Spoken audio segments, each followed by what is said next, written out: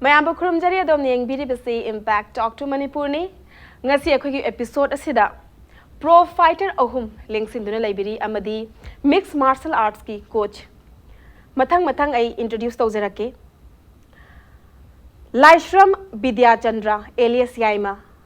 Indian Muay Thai Pro Fight Champion title belt ani subada James Samjetsabam Indian Muay Thai title belt holder ni mahaksu Asem Tondonba Indian Muay Thai Pro Fight Champion title belt amadi mari subada mixed martial arts ki coach Nandeibam ni introduce tawbagi tanjadu laujage ahanba maktada pro fighter ahum amadi coach putaram okchere khoi ki program asida ahanbada Bidyachandra dagi haujage Bidyachandra ishagi maramda akhoi ki audience ki damakta introduction macham khatang pibiu kadai dagi no family gi matangda hauji kari tawbiri haibana chingba ai ming yaima ai lefam ne ahlubam dar awang lekai malu maning degi ai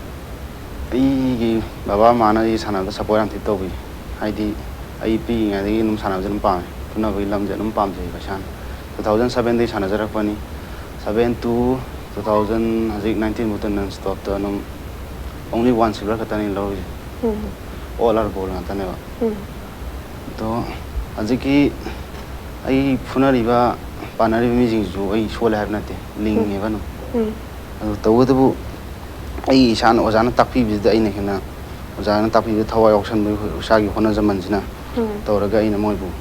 nam thepa ngam jaban ubu ngam jaban okay aduga game sigi matang su matang hangjarake mathang da James da hangjage James masagi isagi maramda introduction macham pibio ai isagi ni James Samjetsabam ai andu lekando pam lekta di adu ai isa hojimak rims ta government employee musu na lejeri adu sana pasi am pamjabani na adum sigi lamsi da chapna hena phagadra hena ai hoji phau non stop ta dum sana lejerapani ai nupi tire ai isa musu lejere sahi taru musure mai maming na Daniel adu ai ma babana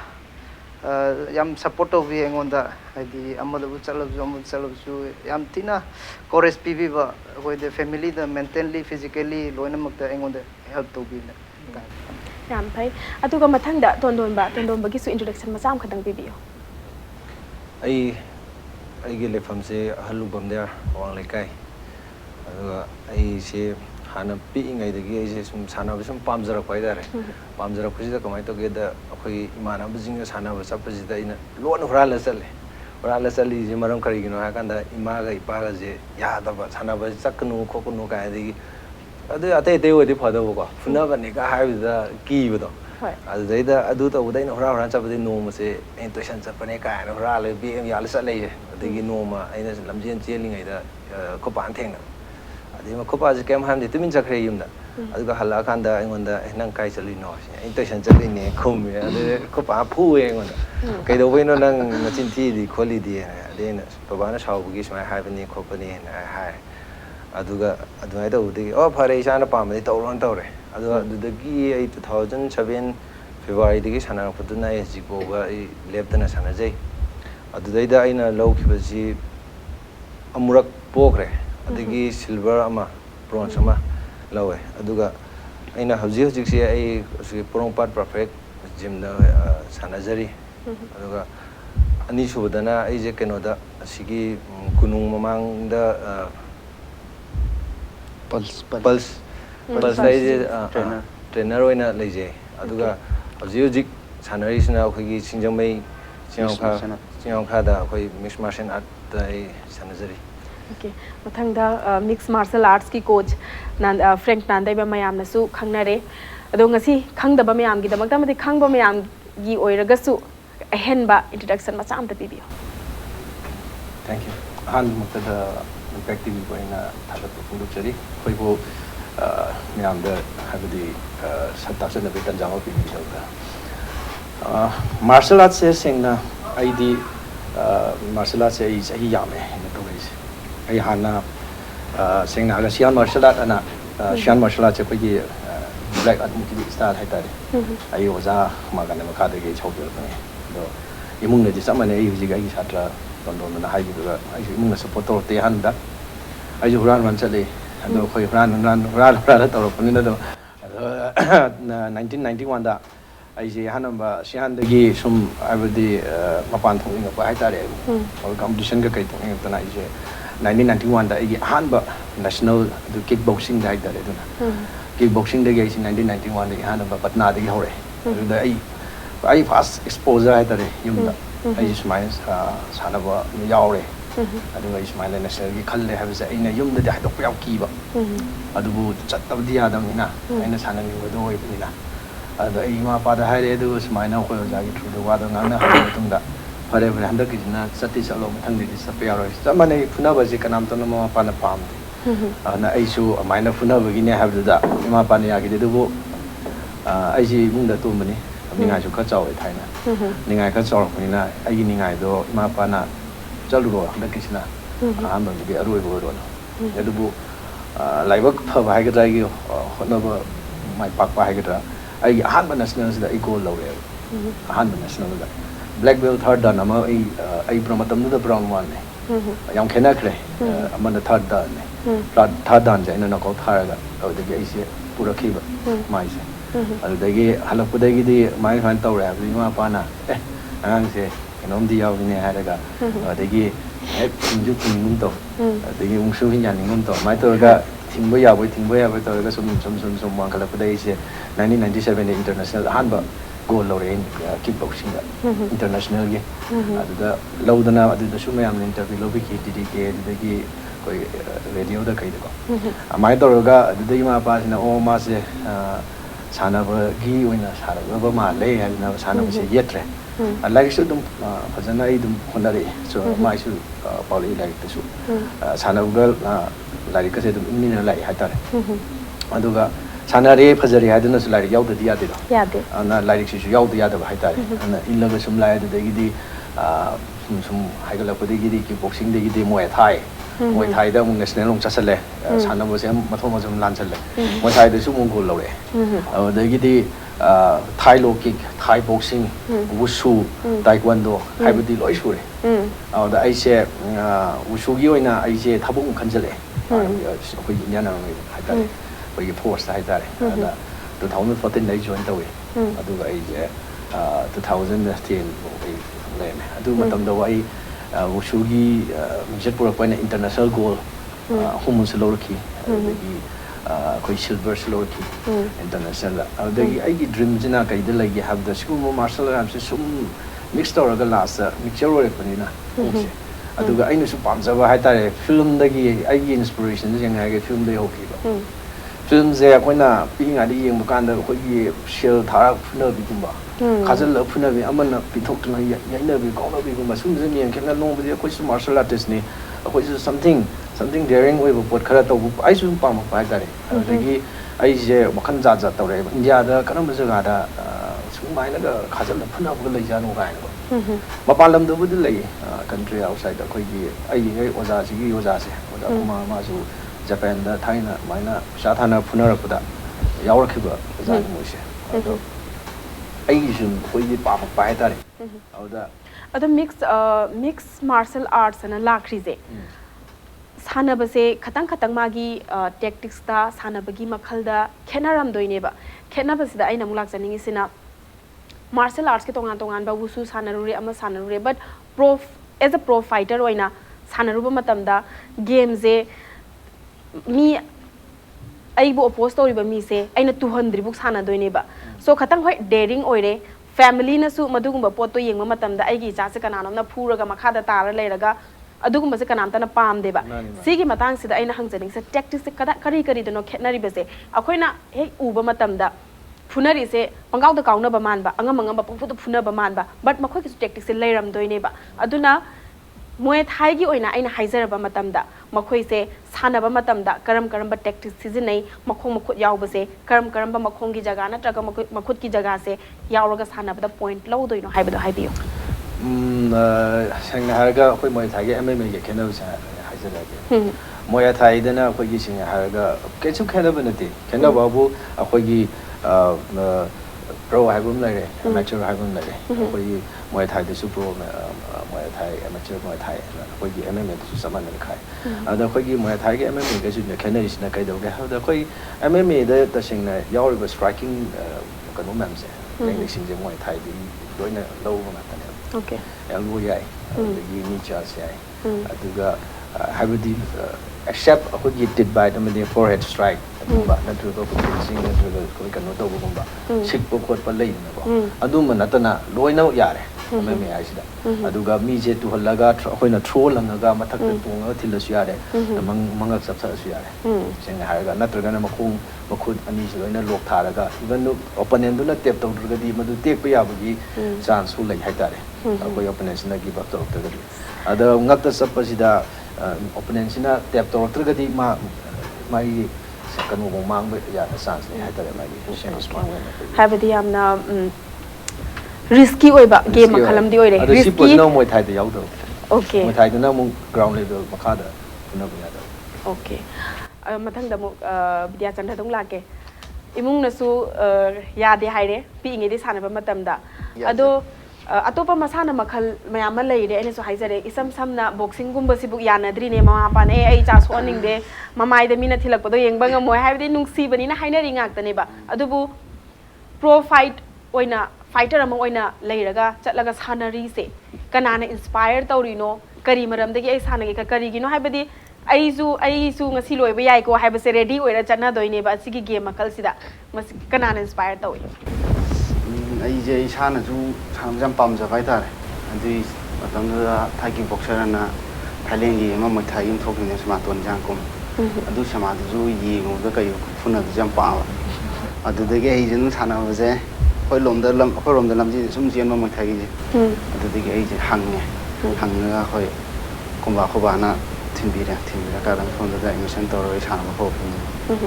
ai yon da athing di lai ka te ma pa na ju ado yang tin support tore adi chat li khole mayam ju ado poraga ga yumda hanba matamda natraga hoi ada sana rubado imai pan ubadi uram maroi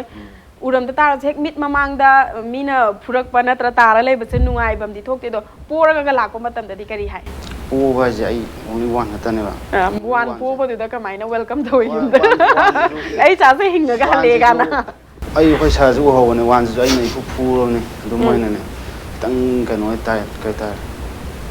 em phải cái năng tàu phải ta anh phu rồi ai đi nằm nghe lấy giờ quay xa chúng mà lại giết lên anh tự giết thì giờ mình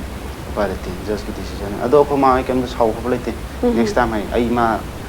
lạc cái ra hắn đâu cho chặt phần này mà tụi mà lạc tiền anh mà lạc thì mà quay tới sana cái tàu này ai 60 lấy dù 65 sana cái tàu này mà 63 lấy ở đây dù 63 cho sana này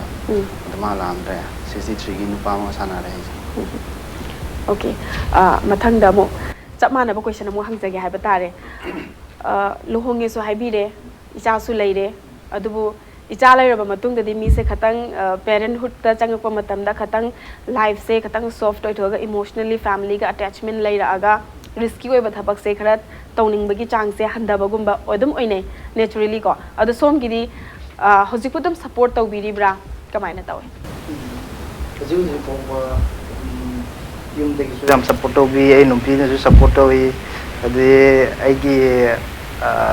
colleagues ade gi ai gi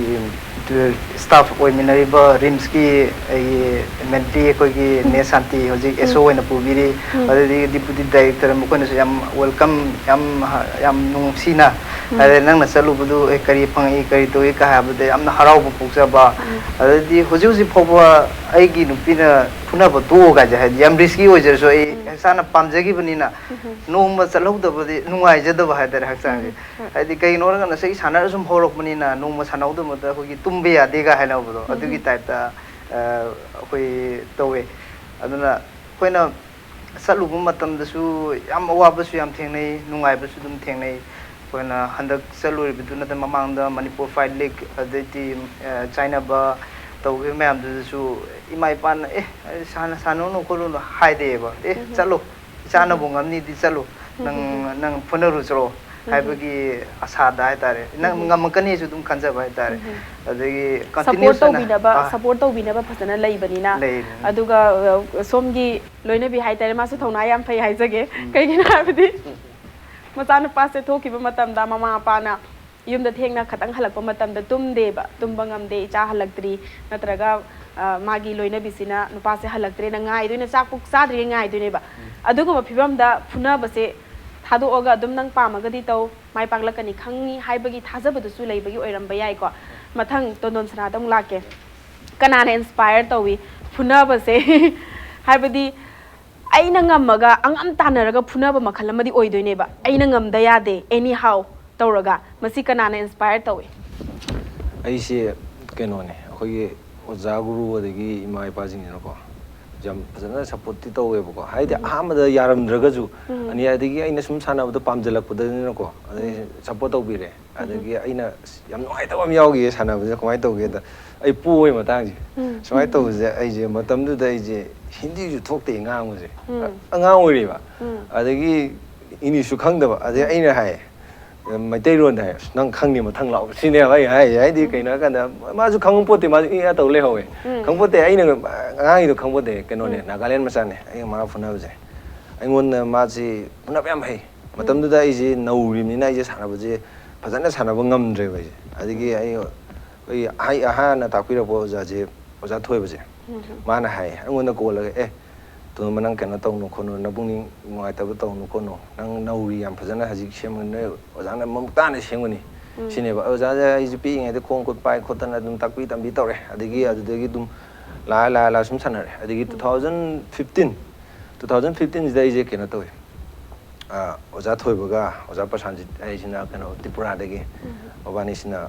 ꯁꯨꯃꯥꯏꯅ ꯇꯧꯗꯅ ꯊꯥꯏꯂꯦꯟꯒꯤ ꯀꯩꯅꯣꯃ tournament ꯑꯃ ꯂꯩ ꯆꯠꯁꯤ ꯈꯣꯠꯁꯤꯅ ꯍꯥꯏꯕꯗꯒꯤ ꯑꯗꯒꯤ ꯁꯦꯂꯦꯛꯁꯟꯒꯤ trial ꯁꯦꯂꯦꯛꯁꯟꯁꯦ ꯆꯠꯁꯦꯅ ꯍꯥꯏꯕꯗꯒꯤ ꯑꯩꯁꯦ ꯆꯠꯂꯦ ꯑꯩꯁꯦ ꯄꯩꯁꯥ ꯄꯨꯊꯣꯛ ꯉꯝꯗꯗꯅ ꯑꯣꯖꯥ ꯊꯣꯏꯕꯅ ꯄꯨꯊꯣꯛꯄꯤꯌꯦ ꯑꯩꯒꯤ ꯆꯠꯂꯀꯥꯟꯗ ꯑꯗꯨ ꯆꯠꯂꯀꯥꯟꯗ ꯑꯩꯁꯦ ꯑꯩ ꯃꯅꯤꯄꯨꯔꯗꯒꯤ ꯏꯊꯟꯗ ꯈꯜꯂꯦ ꯑꯗꯒꯤ ꯏꯟꯗꯤꯌꯥꯗꯒꯤ ꯄꯨꯟꯅ ꯍꯥꯏꯔꯒꯗꯤ ꯑꯩꯈꯣꯏ ꯑꯅꯤ ꯑꯣꯖꯥꯒ ꯀꯩꯅꯣ ꯑꯩꯈꯣꯏ ꯑꯣꯖꯥ ꯑꯅꯤꯗꯨ ꯑꯩꯈꯣꯏ ꯃꯔꯤ ꯆꯠꯄꯁꯤꯗ ꯑꯩꯅ ꯄꯨꯟꯅꯕꯒ ꯊꯥꯏꯂꯦꯟꯒ ꯁꯤ ꯑꯣꯏꯔꯦ ꯀꯥꯏ ꯍꯥꯏꯗꯤ ꯃꯅꯤꯄꯨꯔꯒ ꯌꯥꯝ ꯈꯦꯠꯅꯕꯗꯣ ꯁꯤ ꯑꯣꯏꯔꯦ ꯈꯣꯠꯂꯦ ꯀꯥꯏꯅ ꯑꯗꯒꯤ ꯁꯨꯝ ꯑꯩꯈꯣꯏꯒꯤ ꯉꯁꯥꯏ ꯌꯥꯏꯃꯅ ꯍꯥꯏꯈꯤꯕ ꯇꯣꯅꯤꯖꯥ ꯀꯣ ꯃꯁꯛ ꯎꯔꯛꯑꯦ ꯑꯗꯒꯤ ꯀꯩꯅꯣꯗ ꯃꯣꯏꯊꯥꯏꯗ ꯃꯃꯤꯡ ꯆꯠꯂꯤꯕ ꯕꯀꯥꯎ ꯃꯥꯗꯤ ꯀꯩꯅꯣꯒ ꯏꯁꯀꯣꯔꯠꯀ ꯇꯧꯔ ꯆꯠꯂꯁ ꯑꯩꯅꯒ ꯈꯜꯂꯦ ꯃꯁꯤ ꯑꯝꯇꯪ ꯆꯪꯁꯤꯜꯂ ꯐꯣꯇꯣ ꯀꯥꯞꯄꯗꯤ ꯀꯥꯏ ꯈꯜꯂꯦ ꯑꯗꯨꯃꯥꯏꯅ ꯑꯗꯒꯤ ꯐꯨꯅꯔꯝꯗꯥꯏ ꯇꯥꯏꯃꯤꯡꯁꯤꯗ ꯑꯩꯁꯦ ꯏꯟꯇꯔꯅꯦꯁꯅꯦꯜꯗꯤ ꯑꯍꯥꯟꯕꯅꯦ ꯑꯩꯅ ꯆꯠꯄꯗ ꯃꯤꯍꯨꯟꯁꯦ ꯗꯪ ꯆꯣꯡꯉꯦ ꯑꯣꯖꯥꯅ ꯑꯩ ꯊꯕꯥꯛꯇ ꯄꯥꯏ ꯀꯩꯝ ꯇꯧꯔꯣꯏ ꯈꯜꯂꯦ ꯀꯥꯏ ꯑꯗꯒꯤ ꯑꯩꯅ ꯄꯥꯈꯠꯇꯅꯕ ꯑꯣꯖꯥꯁꯤꯅ ꯐꯖꯅ ꯁꯤꯟꯕꯤꯔꯦ ꯑꯗꯨꯒ ꯑꯩꯅ ꯆꯪꯉꯀꯥꯟꯗ ꯑꯩꯁꯨ ꯈꯜꯂꯦ ꯑꯩ ꯃꯁꯤꯗꯗꯤ ꯐꯨꯔꯒꯦ ꯁꯤꯅꯦ ꯑꯩꯅ ꯈꯜꯂꯤꯁꯦ ꯑꯗꯒꯤ ꯑꯗꯨꯃꯥꯏꯅ ꯁꯨꯝ ꯆꯠꯂꯒ ꯂꯥꯛꯄ ꯀꯥꯟꯁꯤꯗ ꯑꯩꯈꯣꯏ 2017 ꯑꯩꯈꯣꯏ ꯁꯥꯐ꯭ꯔꯦꯡꯁꯦ ꯑꯃꯨꯛ ꯊꯦꯡꯅꯔꯦ ꯁꯥꯐ꯭ꯔꯦꯡꯁꯦ ꯑꯃꯨꯛ ꯊꯦꯡꯅꯔꯀꯥꯟꯁꯤda ꯑꯗꯒꯤ ꯑꯃꯨꯛ ꯑꯩꯈꯣꯏꯅ ꯀꯥꯎꯕꯗ ꯊꯤꯟꯕꯗ ꯀꯩꯅꯣ ꯇꯧꯕꯁꯦ ꯑꯩꯈꯣꯏ ꯑꯁꯣꯏꯕꯁꯦ ꯑꯗꯨꯝ ꯂꯩ ꯑꯣꯖꯥ ꯑꯃꯒꯁꯦ ꯃꯥꯟꯅꯗꯦꯕ ꯇꯣꯉꯥꯜꯂꯦ ꯃꯥꯟꯅꯗꯕꯁꯤꯗ ꯑꯣꯖꯥ ꯑꯩꯈꯣꯏ ꯁꯥꯐ꯭ꯔꯦꯡꯅ ꯑꯃꯨꯛ ꯅꯪ ꯑꯩꯉꯣꯟꯗ ꯐꯖꯅ ꯈꯣꯡ ꯈꯨꯠ ꯄꯥꯏꯔ ꯇꯥꯛꯄꯤ ꯅꯪ ꯀꯥꯎꯏꯗꯣ ꯁꯨꯃꯥꯏꯅ ꯀꯥꯎꯗꯧ ꯅꯠꯇꯦ ꯁꯨꯃꯥꯏꯅ ꯇꯧꯔ ꯁꯨꯃꯥꯏꯅ ꯀꯥꯎꯒꯗꯕꯅꯤ ꯁꯨꯃꯥꯏꯅ ꯍꯥꯏꯖꯤꯟꯒꯗꯕꯅꯤ ꯀꯤꯟ ꯊꯤꯜꯂꯤꯗꯣ ꯂꯥꯜꯂꯤ ꯁꯨꯃꯥꯏꯅ ꯊꯤꯜꯂꯨ ꯀꯥꯏꯅ ꯑꯗꯨ ꯑꯃꯨꯛ ꯐꯖꯅ ꯄꯥꯂꯤꯁ ꯇꯧꯕꯤꯔꯛꯑꯦ ꯄꯥꯂꯤꯁ ꯇꯧꯕꯤꯔꯕ ꯃꯇꯨꯡꯗ ꯑꯗꯒꯤ ꯑꯃꯨꯛ ꯁꯨꯝ ꯑꯗꯨꯗꯩ ꯑꯩꯁꯦ ꯁꯨꯝ ꯐꯨꯅꯅꯤꯡꯉꯛꯄꯗ ꯁꯨꯝ ꯍꯦꯟꯒꯠꯂꯛꯑꯦꯕ ꯑꯩꯁꯦ ꯁꯨꯝ ꯍꯥꯏꯗꯤ ꯑꯣꯖꯥ ꯑꯅꯤ ꯆꯪꯗꯅ ꯁꯨꯝ ꯇꯥꯛꯁꯜꯂꯛꯑꯕꯅꯤꯅꯀꯣ ꯍꯥꯏꯗꯤ ꯈꯣꯡ ꯈꯨꯠ ꯄꯥꯏꯗꯅ ꯈꯣꯠꯇꯅ ꯑꯣꯖꯥꯕꯨꯗꯤ ꯃꯌꯥꯝ ꯌꯥꯝꯃꯦ ꯑꯗꯨ ꯑꯣꯏꯔꯒꯁꯨ ꯃꯃꯤꯡꯗꯣ ꯁꯨꯝ ꯄꯜꯂꯗꯤ ꯁꯨꯝ ꯁꯥꯡꯇꯣꯔꯛꯑꯅꯦꯕ ꯃꯇꯥꯡ ꯁ꯭ꯋꯥꯏꯁꯤꯗ ꯑꯩꯅ ꯍꯥꯏꯖꯅꯤꯡꯕꯁꯦ ꯑꯩꯕꯨ ꯁꯦꯝꯕꯤꯔꯤꯕ ꯑꯣꯖꯥ ꯑꯩꯕꯨ ꯇꯥꯛꯄꯤ ꯇꯝꯕꯤꯔꯤꯕ ꯑꯣꯖꯥꯁꯦ ꯑꯣꯖꯥ ꯒꯨꯔꯨꯁꯦ ꯃꯤꯠꯅ ꯎꯕ ꯂꯥꯏꯅꯤꯅ ꯍꯥꯏꯔꯛꯏꯁꯦ ꯃꯁꯤꯗꯅꯦꯕ ꯃꯥꯒꯤ ꯁꯥꯇ꯭ꯔꯁꯤꯅ ꯃꯤꯍꯨꯟ ꯆꯣꯡꯕꯗꯣ ꯈꯪꯉꯤꯅꯦꯕ ꯑꯩꯒ ꯆꯠꯃꯤꯟꯅꯔꯤꯕ ꯏꯆꯥꯁꯦ ꯃꯥꯁꯦ ꯀꯩꯅꯣ ꯇꯧꯔꯝꯃꯔꯣꯏ ꯃꯥꯁꯦ ꯌꯥꯝ ꯄꯥꯈꯠꯂꯝꯃꯅꯤ ꯍꯥꯏꯕꯒꯤ ꯈꯨꯠ ꯊꯝꯕꯤꯔꯛꯏꯗꯣ ꯃꯗꯨꯃꯛꯅ ꯑꯣꯖꯥꯒꯤ ꯃꯒꯨꯟꯁꯦ ꯀꯌꯥꯃꯨꯛ ꯆꯥꯎꯕꯒꯦ ꯍꯥꯏꯕꯗꯣ ꯃꯁꯤ ꯑꯗꯨꯝ ꯈꯪꯕ ꯌꯥꯔꯦ ꯅꯠꯇ꯭ꯔꯥ ꯋꯥꯔꯤꯁꯨ ꯌꯥꯝ ꯅꯨꯡꯉꯥꯏꯔꯤ ꯑꯇꯦꯟꯕ ꯕ꯭ꯔꯦꯛ ꯑꯃꯈꯛꯇꯪ ꯂꯧꯖꯒꯦ ꯕ꯭ꯔꯦꯛꯀꯤ ꯃꯇꯨꯡꯗ ꯀꯣꯆꯇꯁꯨ ꯍꯪꯒꯗꯕ ꯋꯥꯍꯪ ꯃꯌꯥꯝ ꯑꯃ ꯂꯩꯔꯤ ꯏꯝꯄꯦꯛ ꯇꯣꯛ ꯇꯨ ꯃꯅꯤꯄꯨꯔꯕꯨ ꯃꯤꯠꯌꯦꯡ ꯇꯥꯗꯨꯅ ꯂꯩꯕꯤꯌꯨ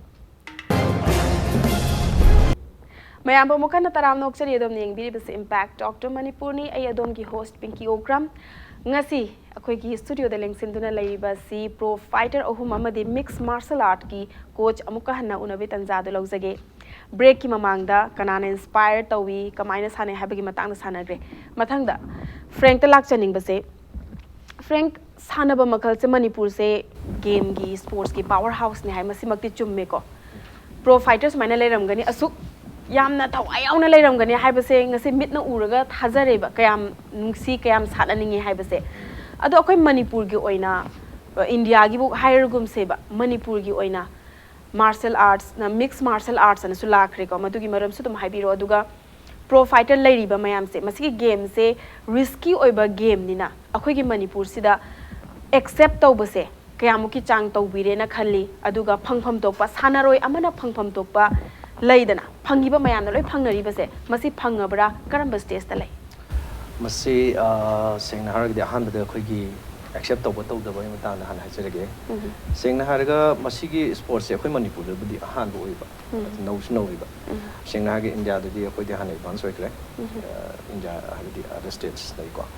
aduga outside the city kanone one of the fastest growing sports all over the world haisi MMA se ko ado si sengna haraga mama pa sengna sai habi din mama pa kanam harabu game bati sengna haraga masidi street fight never like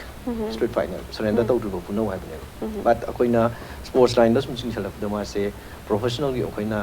5 minutes per round 3 rounds sanayega aduga kanu we amateur gan dei ko adugi na 3 minutes 3 round oyega chumaina ko sports line ching chalak hai tai adu asing ba ta tong ne thai habe de dum punan hai tai amatu ri ko ado hadu shi ne haru gadi mama pa na kana harau bom tu yaudi but harau si yaw lupa thui sanu hai si yaw maram di hojik matam si di si ai wakhan di darka oi ne khale koi gi si di hang haraga sing na ga si di koi gi self defense di koi very strong kai ding aduga hojik di nupi bo the even my family na ai sang pi se tam bio na ai club the hojik ki MMA si si dei the nupi bo the sanu chali self defense happen anytime anywhere awna masigi podam lai do karamana si di sing na ga tao le gum ne tangkai ma lupa tangkai ma tao gum ne di kana gum na 90% yaram de ga hai du ji ara bo re ji 50-50 ne ji lai ne ado tung de su 50 de hena yak la kini ja ya je ba tha ja ne manam ji gi kana ba se mayam tam tam na khang pai da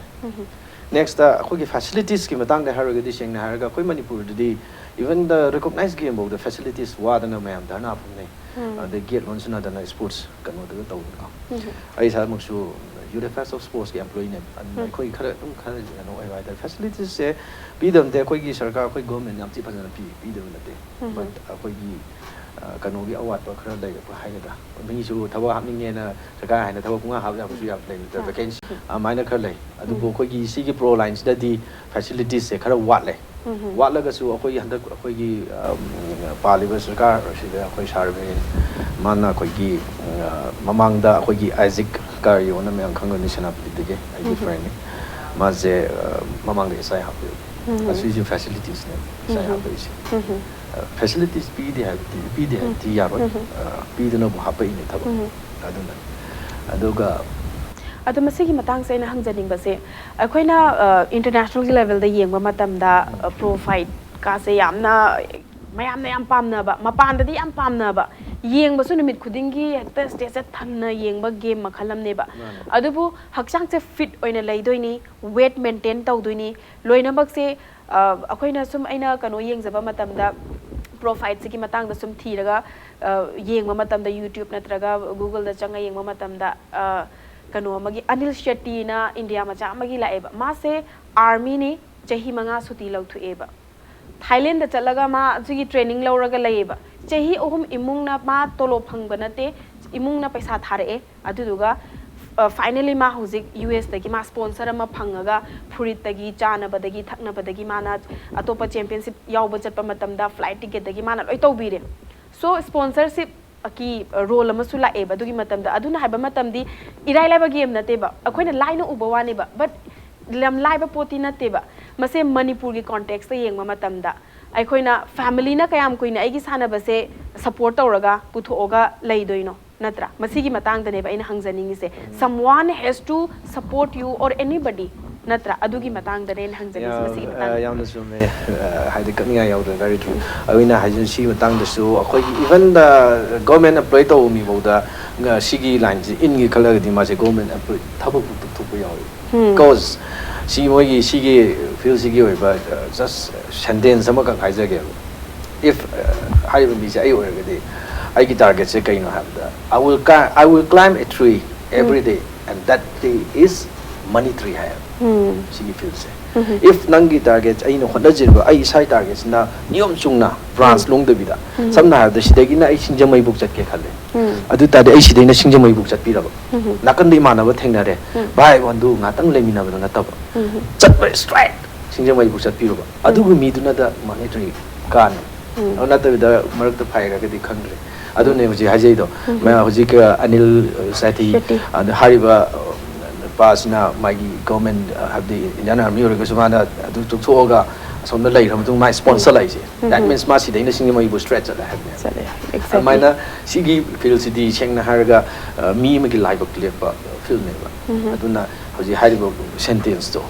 monetary garbage and the habit the new even Tawgena Kalagadi, Tawgena Kalagadi, Maduda Chapyungba, Madi Darkar Oriba. Machahi Ohum, Chahi Manga Sutilorum, Chahi Ohum Logre, Chahi Anis the Maka Donusma already calculate Tawgreba. I see Pang Duenina, Aduga Matabaka Hanjan Gada Hanjalo drama decide Tawdi high, but Magis Hana Bada Pamsabado, Maduda Uri Eba, Matanga Bidyachandra. Bidyachandra Matam Zagina, Hangzaning Mame, I'm later, but so Kosipun Katangi program or Vanina Katantin Technical Habitarego. As a fighter, Ishada quite the strongest oiba Sanabada, strongest point hider is Hagi. Sanaba Matamda, Karambana, Hena Kutta, Nataga Kong, Hena Singba, tactics Makas is knee and elbows. See, and seen a num my in a guess.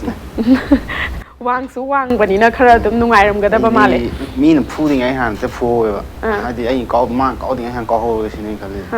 I don't know, so Hena point canoe. Chay to chari ba mi di aham ma kok ngawrong lay ga nang phu bagi am ko chance phang bani na maybe adu gumba point me am lay ram ga da male mathang da James ki de kari obi ai yona di hooks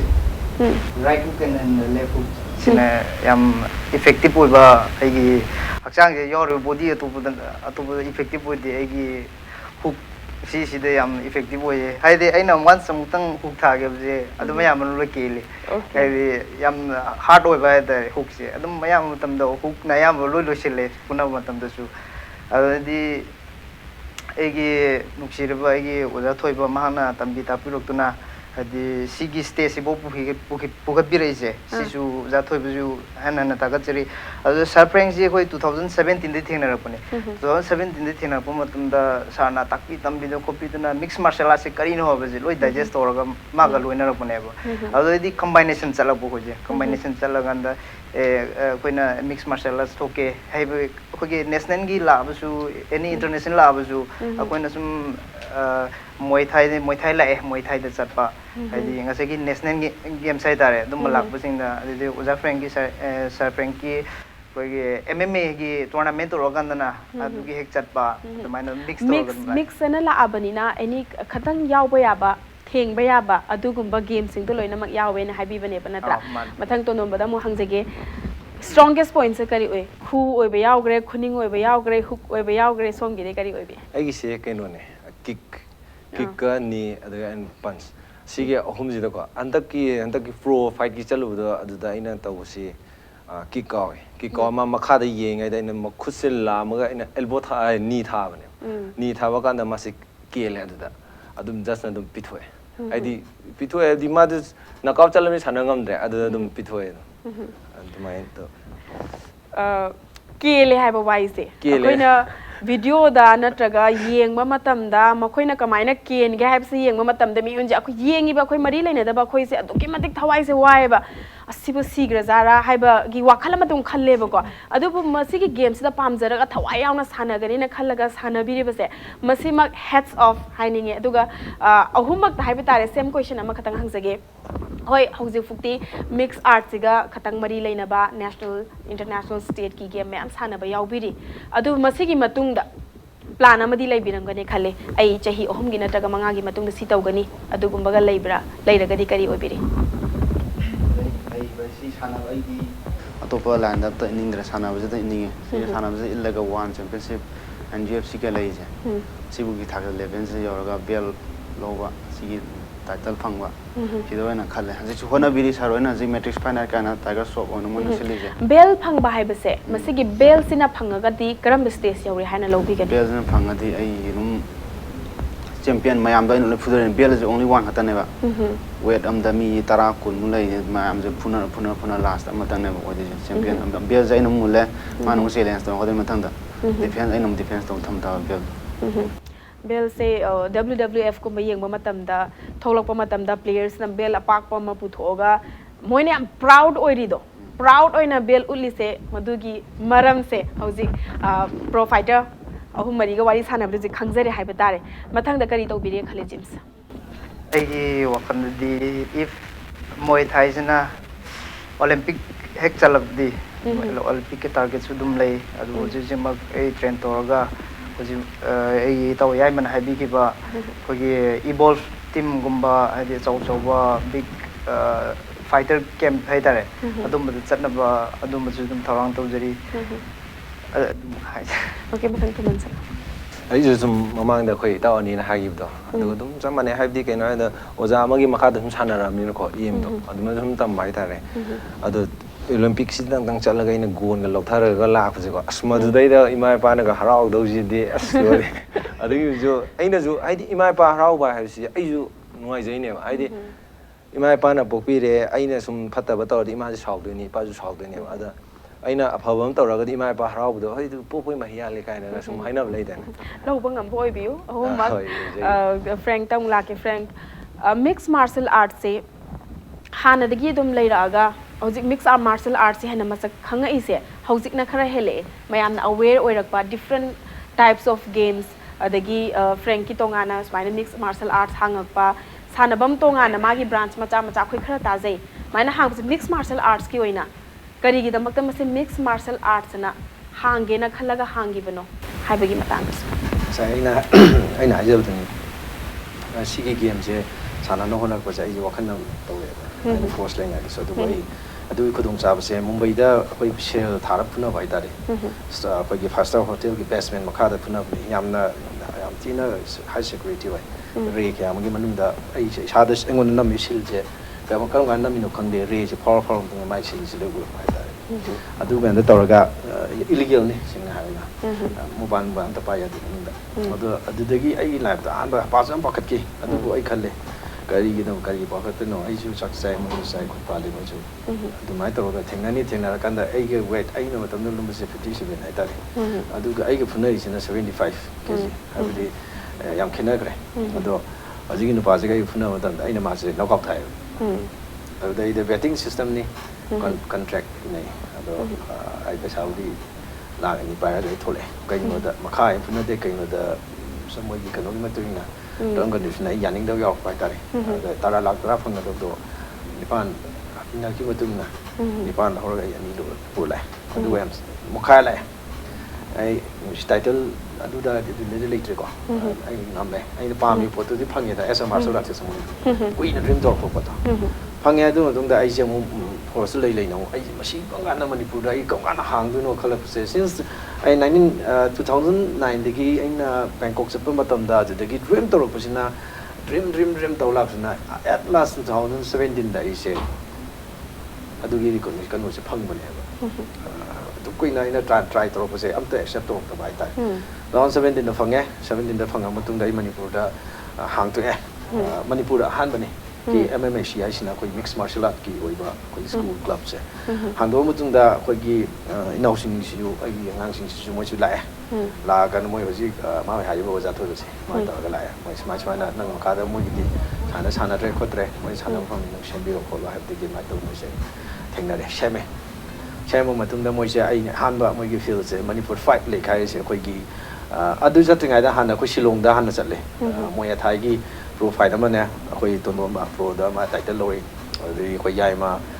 James ꯃꯣꯏꯁꯨ ꯑꯗꯨꯝ ꯂꯣꯏꯅ ꯉꯝꯃꯤꯀꯣ ꯑꯗꯨ ꯃꯇꯨꯡꯗꯒꯤꯗꯤ 2018ꯁꯤꯗ ꯑꯩꯈꯣꯏ Manipur fight ꯂꯤꯛ ꯍꯥꯏꯁꯦ ꯃꯅꯤꯄꯨꯔꯒꯤ ꯑꯍꯥꯟꯕ ꯈ꯭ꯋꯥꯏꯗꯒꯤ ꯆꯥꯎꯕ MMA ꯐꯥꯏꯠ ꯍꯥꯏꯇꯥꯔꯦ ꯃꯌꯥꯝꯅ ꯀꯦꯁ ꯈꯥꯖꯤꯜꯂ ꯁꯔꯪ ꯃꯅꯨꯡꯗ ꯐꯨꯅꯕ ꯍꯥꯏꯁꯦ ꯁꯤ 2018ꯒꯤ ꯃꯦꯒꯤ ꯗꯦꯠ 15 and 16ꯗ ꯃꯅꯤꯄꯨꯔꯗ ꯁꯛꯁꯦꯁꯐꯨꯜꯂꯤ ꯄꯥꯡꯊꯣꯛꯈꯤꯕ ꯑꯩꯈꯣꯏꯅ ꯑꯗꯨ ꯃꯇꯨꯡꯗꯒꯤ ꯀꯟꯇꯤꯅ꯭ꯌꯨꯁꯂꯤ ꯍꯧꯖꯤꯛ 19ꯗ ꯑꯃꯨꯛ ꯆꯥꯏꯅꯕꯅ ꯂꯩꯔꯦ ꯑꯗꯣ ꯍꯧꯖꯤꯛ ꯂꯥꯛꯂꯤꯕ ꯑꯃꯨꯛ ꯐꯦꯕꯋꯥꯔꯤꯒꯤ ꯗꯦꯠ 15 16ꯁꯤꯗ ꯑꯃꯨꯛ ꯁꯤꯖꯟ 2 ꯇꯧꯗꯣꯏꯅꯦꯕ ꯆꯥꯏꯅꯕꯒꯤ ꯁꯤꯗꯗꯤ ꯌꯥꯝꯅ fighter yamna akhoi yam promising oiba yam sati sati fighter meyam na ubu phangani ya gonung da leiba even na akhoi international gi mi akhoi na kauna mo hanari mamang da su China bada kaujabani but akhoi leiba ki irang leibna moi ani ko budo lakhda ba haitare scope di yamna chawbo kani ado hojik tawgadoriba event sida mai pa ko oibiu aduga mamangi chahida successfully pangthokhibudo madudagi hena successful oraga lakadaba chahi kayada amok hena pakthok chawthokna game makhalasibu mayamna support tawba henkalaktana mai pakpa henkalakpodo madu oibiu haijage wari saning badi kaya amani hangningba wahangsu kaya amani adubu matamse pungkhai amadagi sumayam hele khoi audience na khangningba mayama khanghaudre haibagi complaints soi soidana lakani adubu upai leite aikhoigi ngasi mari makna lakpiraga Frank Tondonba aduga James Bidyachandra lakpiraga khogi thoram masibu mapung fahan biba masigi damakta hanna thagachari tungi punsi dasu mai pakpo oibiu masi akhoi impact team gi whole team dagi masi yaifa pausel pizari masini ngasi impact talk to Manipur gi episode yamna hotnaba kanba tawgena khanlaga chap yungna lepaga pro fighter ama oina India ki level da national level international level da chatlaga sanaruraba adugumba sanaroi amadi coach mixed martial art ki coach Frank Nandeibam mayamna Manipur da thoidok hendepna masak khangbiraba adugumba misak amana khoigi the studio sida lakpiduna wari sabiram base khoigi su yamna laibak phabani masini ngasi impact talk to Manipur gi episode mathangi chayolda nungairaba personality kayamu puduna lakchage ngasi gidi kainana baya tangni jari pinabirasi